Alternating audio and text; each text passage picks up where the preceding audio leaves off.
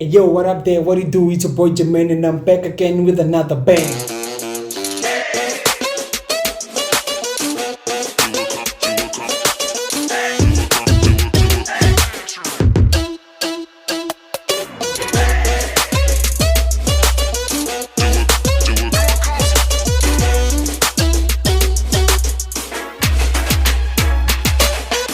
You know what it is? You know what you gotta do? So today I'm back again with another bang, as I always do. I came back with the Critics with Jay, where I told you that I'm gonna be critiquing Money Trees by Kendrick Lamar, one of my favorite songs ever.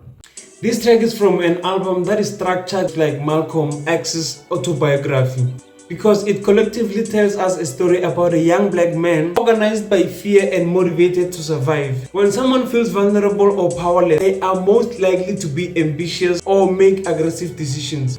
Both Malcolm X and Kendrick Lamar fought to gain control over situations that threatened their lives. Kendrick Lamar basically proposes the fact that getting rich brings comfort and saves you from everyday difficulties that poor people face. But then at the same time, he is telling us that the pursuit of a lot of money is accompanied by evil. Money is the root of all evil, as the saying goes. Throughout the song, Kendrick Lamar is trying to show or tell us how people are desperate to get money. More especially the ones that he grew up with. Because he grew up in a poverty place, most people were motivated to get rich quick in order to overcome what? Poverty.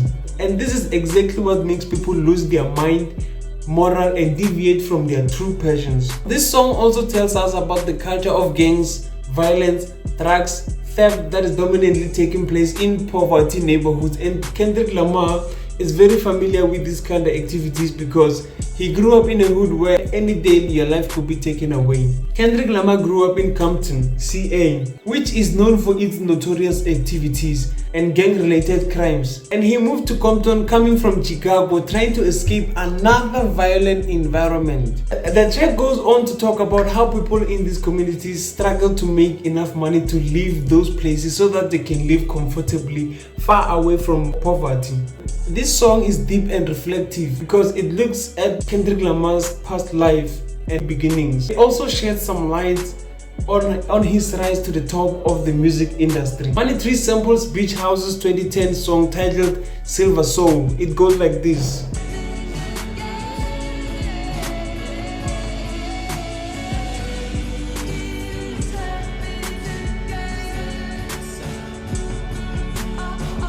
This is the same reason why Scully and Legrand received writing credits on the song of Money Trees. Now let's get into the lyrical context of the song. You know what it is. Since I told you guys that Kendrick Lamar grew up in a violent environment, as he was growing up, he had to do whatever it takes to stay out of poverty. And then on the song, when he says, "Me and my niggas tryna get it, ya bitch," he means that him and his peers are trying to make a living. When he's saying it, he could be referring to money, power, or respect, or anything that could make them feel good at that particular time. Hit a lick is a slang phrase that means armed robbery. He continues to say home invasion was persuasive. From 9 to 5, I know it's vacant. By rapping these lines, he means that the house robberies he was doing were a result of persuasion he got from his friends, because he was not doing the dirty work alone. They would rob those houses anytime from 9 to 5 because they knew at that time most homeowners would have gone to work. A 9 to 5 is a job. So from hours 9 to 5, the houses of the homeowners who go to work are vulnerable to thieves. And also, if you think about it, the home invasion he is talking about here could be a reference to the same home invasion he mentioned in one of his tracks called The Art of Peer Pressure in verse 3, where he says, "Pull in front of the house that we've been camping out for like 2 months. The sun is going down as we take whatever we want. I hit the back window in search of any Nintendo DVDs, plasma screen TVs in the trunk." So Kendrick Lamar and his friends were scouting a house for like 2 months and planning a way to get in and steal whatever they want. But then the night they decided to get in and rob the house, surprisingly they found someone who nearly ruined their plan. I think when he says dreams of living like rappers do, he means he wants to live like the rapper that inspired him to start rapping. Back when condom rappers wasn't cool, I fucked Shireen or Shireen and went to tell my bros. Then Usher Raymond Let It Burn came on. Here I think Kendrick Lamar used something we call wordplay. Kendrick Lamar uses the word let it burn as a result of not having a protected intercourse, because he introduced these lines by saying back when condom rappers wasn't cool. At the time when those condom rappers were not cool, he had an intercourse with Shireen, and it's safe to say they might have not used a rapper because at that time the rappers were not cool. So the burning he is talking about could be meaning an STD or an STI, because at that time he didn't use a rapper. He is connecting Usher's Let It Burn because it probably came shortly after his incident with Shireen. Park the car, then we start driving. The only thing we had to free your mind. Kendrick Lamar and his friends would park their car somewhere and freestyle to escape boredom and the depression that goes along with poverty. But then they would freeze once they see $1. They easily get distracted by money since it is a way out of poverty. You're looking like an easy come up, a silver spoon I know you come from. And that's a lifestyle we never knew. An easy come up is an easy robbery target. Or it could be a reference to someone who was raised by the riches. Because he continues to say, a silver spoon, I know you come from your bitch. And that's the lifestyle we never knew. Meaning he knows easy robbery targets are from wealthy families. And they know nothing about the street life, making it a dangerous zone for them. On the last line he says, go to a reverend for the revenue. I think here he used something called double entendre. A double entendre is a phrase that has two meanings. A reverend is commonly seen as a pastor. Revenue is the money made by a company before it pays its costs. On that line, he could be meaning two things. Number one, going to a reverend and steal money and rob him. Or number two, going to a reverend to ask for prayers and for forgiveness to God. Getting on to verse number 2. He introduces the verse by saying, dreams of living like rappers do. Pump that new E40 after school. You know, Big Ballin' with my homies. Big Ballin' with my homies. It's a song of Charlie Hustle, a West Coast legend E40. Real name L. Stevens. Big ballin' with my homies. Big ballin' with my homies. Bossy up.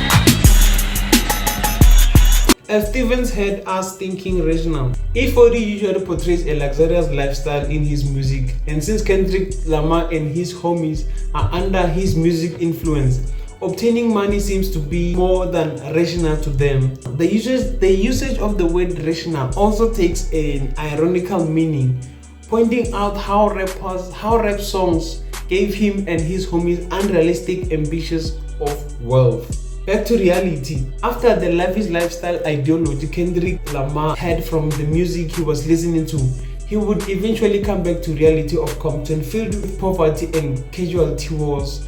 As he narrates, another casualty at war, yeah bitch. One of those casual gang wars took his uncle Tony's life at the Louis Beggars, which he used the same like he did before.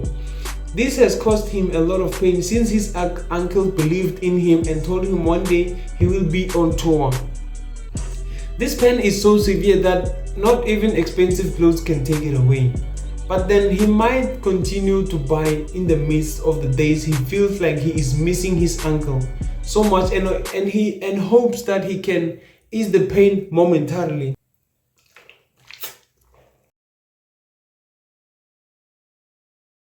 Moving on to verse number 3. The Rock opens the verse by saying, imagine rock up in them project where them niggas pick your pockets. J-Rock is setting up an image for his verse. In this line, he's just trying to put yourself in his shoes and then imagine yourself coming from projects where niggas pick your pockets. He continues to say, Santa Claus don't miss them stockings.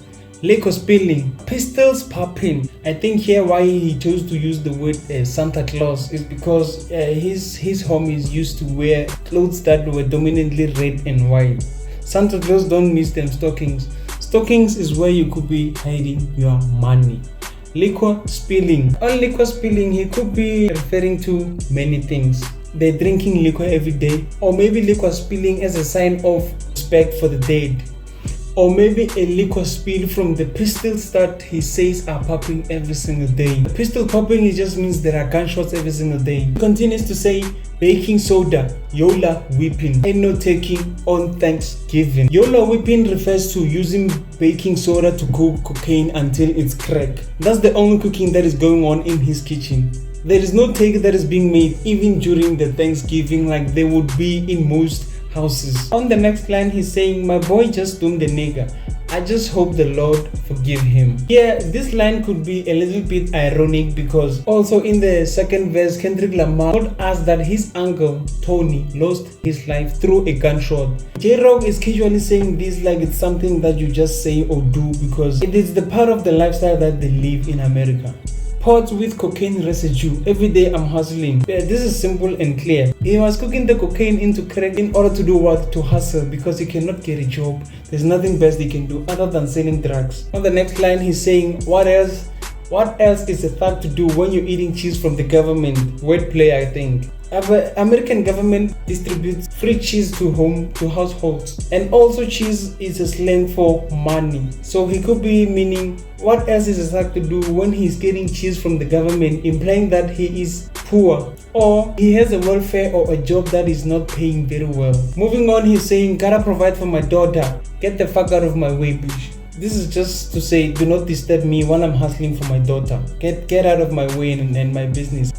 I got that drum and them burns just like parade. When he's saying drum, he could be referring to a firearm that has a drum because some guns have a drum. And then those guns hold more ammo or bullets than the regular magazines or guns. When he's saying bends, like I got them bends, he's referring to the rubber band that he uses to hold all of his cash. Where he's saying just like a parade, this could be a simile because a parade has marching bands participating, and also those bands, they have drums. So in simple terms, he's just saying he has a lot than everyone. Basically, he has more guns, he has more money, he has more bands.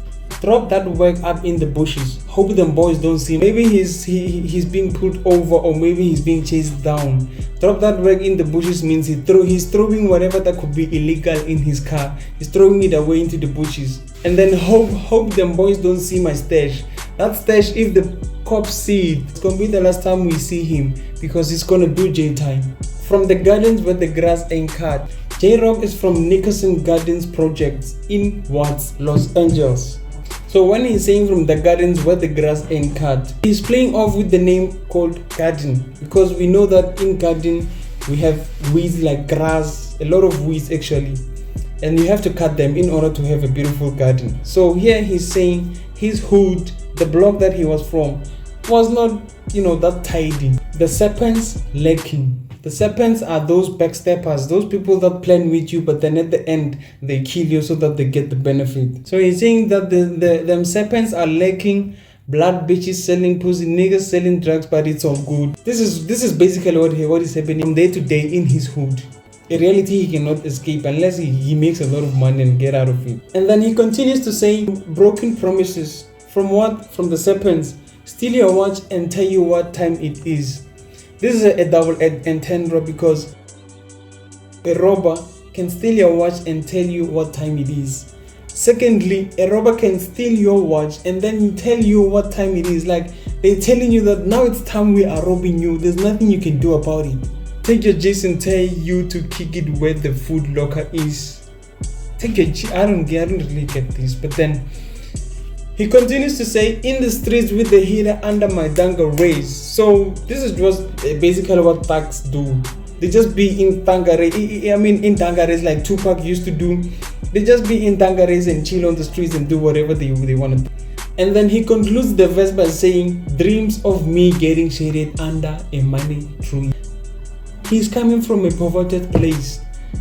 High crime rate, prostitution, drugs and pistols popping or gunshots every single day. So he's saying he wishes that he can be shaded under a money tree, meaning he lives that lavish lifestyle where he has less to worry about and he has a lot of money. Because basically if money was really coming from trees, we wouldn't even run out of money. On the chorus, he says it goes Halle Berry or Hallelujah. Halle Berry, I think here it's got like two things. I think it's a metaphor. Does your life go like Halle Berry or Hallelujah? Do you go to church, or are you focused on beautiful ladies, good things, just those nice times, even though they are unnecessary? It's basically what he's asking, because on the second line he's saying, pick a poison, tell me what you do. So basically from Halle Berry and Hallelujah, which one are you doing? There must be a poison that you do, because at the end of the day, you will die. So it's like you are consuming poison on daily basis between the two, Halle Berry and Hallelujah. Everybody's going to respect the shooter, but then the one in front of the gun lives forever. You know, after shooting someone, you're going to gain respect from certain people.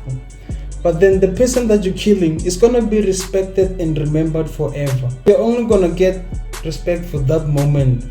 But then the one that we lose, we respect them and love them forever. And here he's just saying, and I've been hustling all day. There's a way, better way through the countless alleyways, just to save money. Please, it's the perfect piece of shame. That's just him vibing. And I've been hustling all day, selling drugs and doing all that, or trying to make money. This is a way, that's the way. You know, this is the way. This is the way that we do it. That's the way. You know, through canals and alleyways.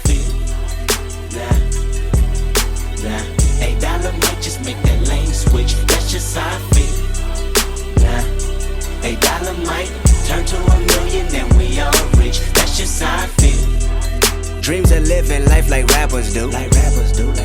Bump that new E40 at the school.